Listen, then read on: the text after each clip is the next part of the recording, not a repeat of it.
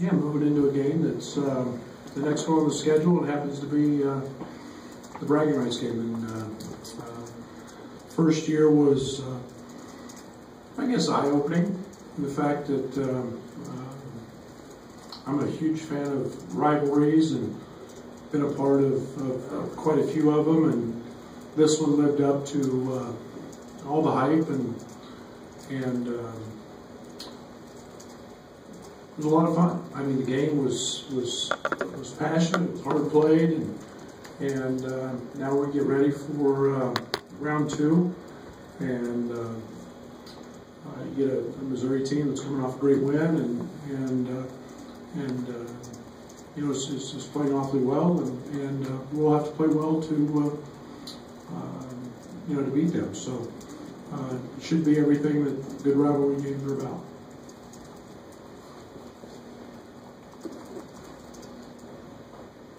Right, there's obviously a few extra storylines around this game. How do you frame the game for your team? How do you talk about the game with them? Next game on the schedule. It's 40 minutes or however long it has to be at that time, and they pose certain obstacles, and you know, we really enjoy being a part of this game in St. Louis, and you know, I frame it more about the rivalry and the history and the long history of the game, and that they're a part of it rather than I do anything else. And then we've approached it, their personnel, just like we have in every other game. And with their with their game against Xavier 2 nights ago, how does that inform your prep, given that you also played Xavier, the common opponent thing? I mean, it was. Well, I'll say this. I think the one thing that they were in a situation they'd been off a while. So you're looking for changes and things that they have done differently. You know, over their time of being able to practice. And then I didn't pay much attention to Xavier in that game. So, you know, it was more an X and O than it was a comparison of, I don't really get into comparisons because the game is very mental, and every night teams are different. So you can look, if you get into comparative scores and that kind of stuff, you'll drive yourself nuts. How have you kind of tried to prepare the freshmen for the environment they're about to face on Saturday? Yeah, it's just, you know, there's no preparing when you're in oven, you know, every single day, and you know, you tell them it's going to be loud. You tell them you got to communicate. You know, we do some different things in terms of making guys echo calls and understand that there's a different, there's a little different energy about it because it's a rivalry, and that's the beauty of the game. Brad, how much has Jeremiah Tillman improved since last year? He's better. I mean, I think the greatest thing about is the old analogy. Best thing about freshmen is they become sophomores, and I think they're making a concentrated effort to get him the ball. I thought he was awfully good last year. I think he's a pro, and you know, when he's not in foul trouble, which he was not in the Xavier game, I think you see how impactful that young guy can be, and he's you know, he's a ton on the block, that's for sure. Brad, you coach in a lot of different, you know, arenas and situations. Have you ever seen a rivalry much like this? And then is there also any luster about having 3 guys from Illinois on their roster? Well, this rivalry is different because most of them happen in league play, and you have very much home and away. You know, you've got your KU, State, or you've got you know, things that have been a part of, and you've got a home court, and this is very unique in that it's split 50-50, and the thing that makes this is the fans, and you've got 2 historic, tremendously successful basketball programs that meet in one city, and that's the one thing that makes this fun. You know, as to the other part of that, there are other uniforms, and you know what What I can control is the guys in my uniforms, and we talk about Mark or Jeremiah or whoever it is, no matter who we play as an opponent. So it's really that simple. We're not out doing anything magical. We're just out preparing like it's the next game on the schedule, which it is. Brad, with Jonte out, you mentioned Jeremiah has been a guy that kind of built their offense around, but with that comes a little bit of a slower tempo, a slower pace. How important is it for you guys to try to speed them up and kind of play your game and not slow down to theirs? Well, I think you can look into numbers, and I think they're 329th in pace or tempo, but don't fall asleep by that, because pace can be rather a deceiving statistic. The one thing that they do a great job of is pushing early in offense under 7 seconds and shooting threes. And both Mark, Geist, Pickett, all those guys do a very good job. Watson, all those guys do a very good job of making shots. The other Smith, they shoot it early, and they shoot 32, 33% of their shots are threes, and they come early. So you got to be careful with that. And yet, once they do settle into the half court, there's no doubt that they've got a heavy emphasis trying to get the ball to Tillman. Brent, I don't know if it's pertinent from Missouri, but you had some difficulty the other night against a 2-3 zone, and Andres Felice, I think, was at the top of the point of that possession. Is that something that concerned you, that you're working on? I think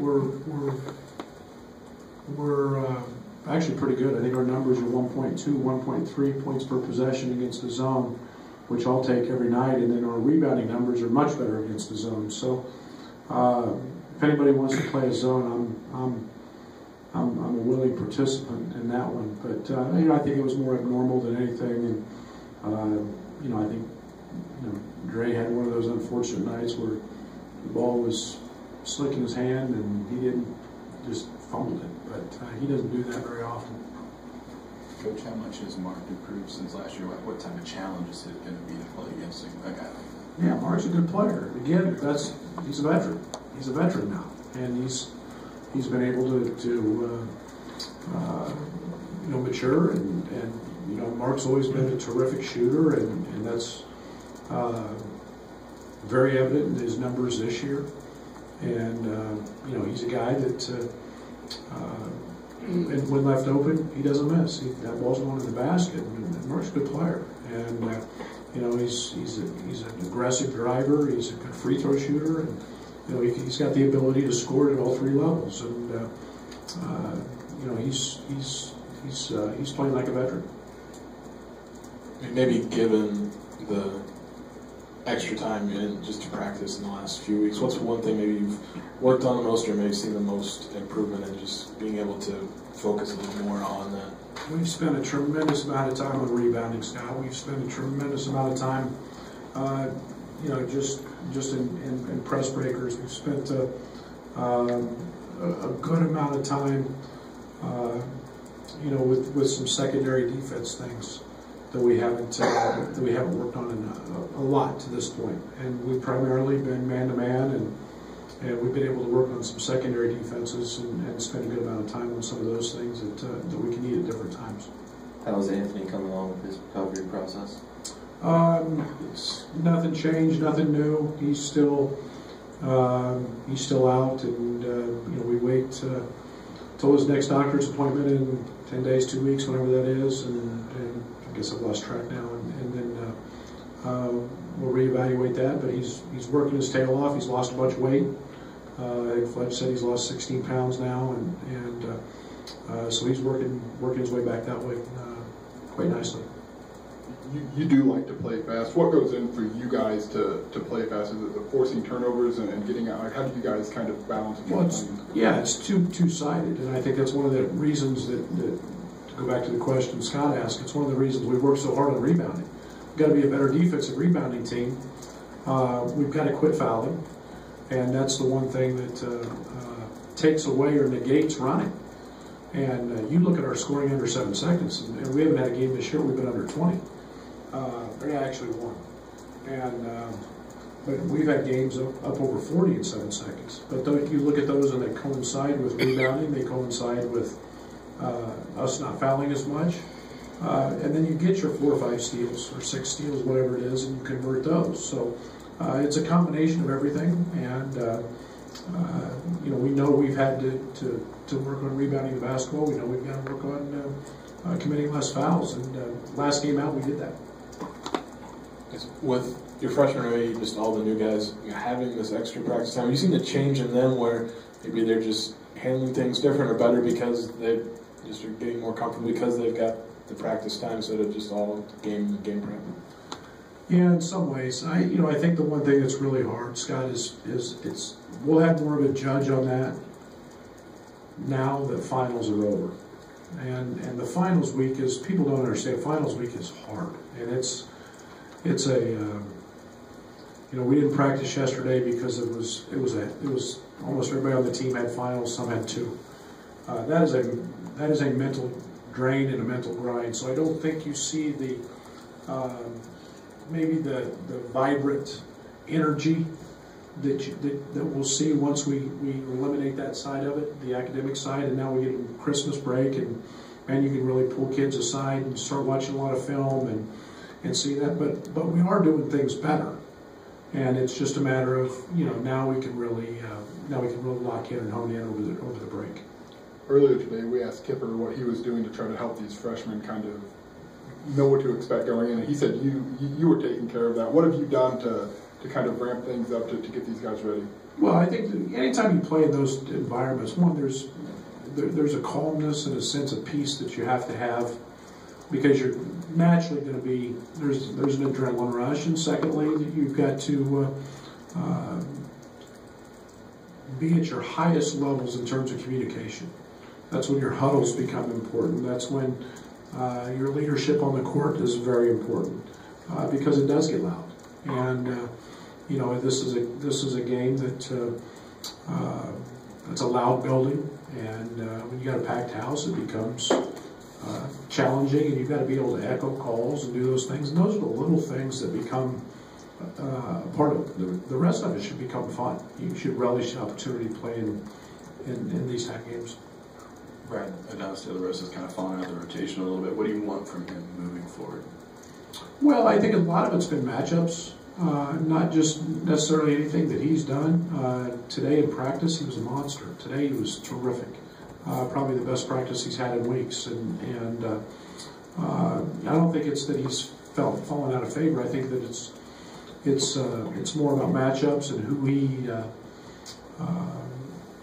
can guard. Smaller matchups become a little more difficult for him, and East Tennessee was a challenge because they did play small, and then UNLV had great runners.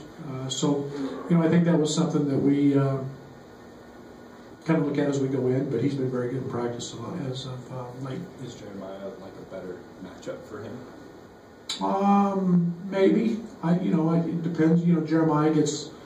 They like to lock Jeremiah in on the blocks, and you have to do some ball screening with him and put him out there and roll him to the rim and move him around quite a bit, and we'll see how that plays out and see what their chess match is.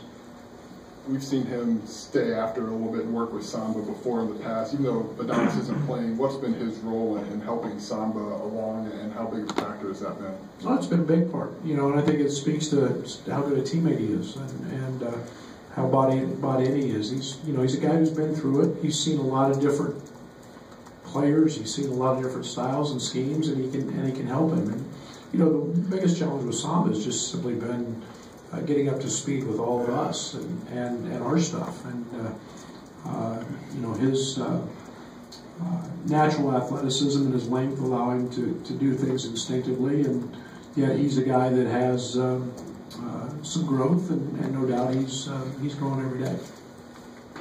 You were without Io and Allen for the last game. How do you expect them to respond Saturday? In a very good way. Both those guys were. It's a situation that I didn't hide. I mean, they were late. both those young men said something publicly. I didn't ask them to do that, but I think this speaks to what kind of teammates they are and how good of kids they are. And they felt like they let their team down, and you know, it's with me, it's the light switch. You just flip it, and we move on and get back to it. And I always had a great week of practice, and you know, as has Alan, and you know, we'll expect positive things from him.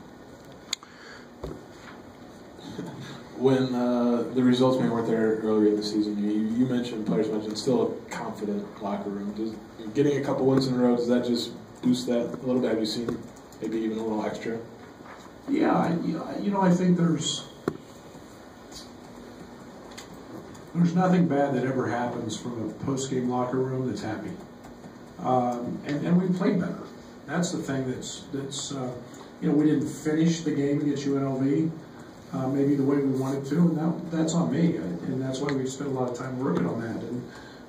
And yet, you know, East Tennessee's a good basketball team, and you know, we handled them and made less errors, less mistakes, ran offense better, shared the basketball, and all those things that I want to see out of a team we've been able to improve on. So, yeah, I mean, I think we're a more confident team. I think it feels good to have a couple wins, and yet there's still a part of us that knows, you know, we've probably seen the best, and are close to it. And Gonzaga and some of those, Iowa State's going to be a team that's going to play for a championship in the Big 12, and they're very, very good. And you see a team in Notre Dame on the road. You see a Georgetown team that's 10-2 or whatever they are. You know, we've seen good teams. So, you know, I think there's confidence. We've seen everything. Would you like to talk about how Tevian has progressed within the system during his time off? Yeah, he's worked his tail off. And it's given him a great opportunity to spend some quality time with Fletch. It's been, you know, sometimes that you know, you put him on the scout team in practice, and he's a handful now. He's a tough guard, and he's been very good at it. He's been very positive. Io and Trent are both guys who kind of like to rise to the moment. Last year in this game, we saw Trent do that. Do you expect maybe the same of Io in terms of that point production, or has been, you know, contributed elsewhere? I don't know how to answer that. I didn't expect that from Trent last year going into the game. I think guys had those abilities in those moments, and you know, Io's very capable. There's no doubt, and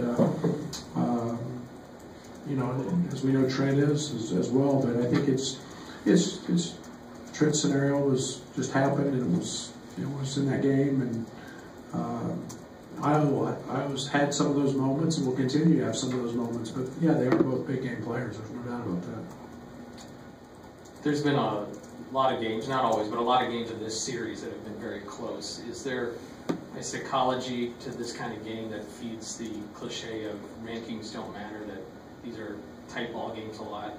Yeah, you know, I think there's any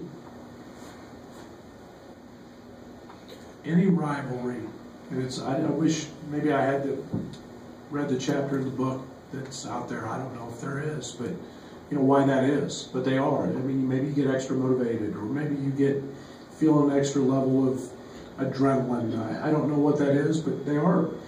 You know, not just in this history, but you look at any, whether it was Bedlam where I was a part of, and you know, you see great things happen in those moments, because young people get at an all-time high with their adrenaline, and things happen, and crazy things happen, and a lot of times it's close games, and you know, you talk back to, you know, you sit and talk to Lauren, who's probably seen them all. I mean, you start to probably tell you some of the greatest moments are happen in those games, but there's just something about rivalries that are very, very special that way.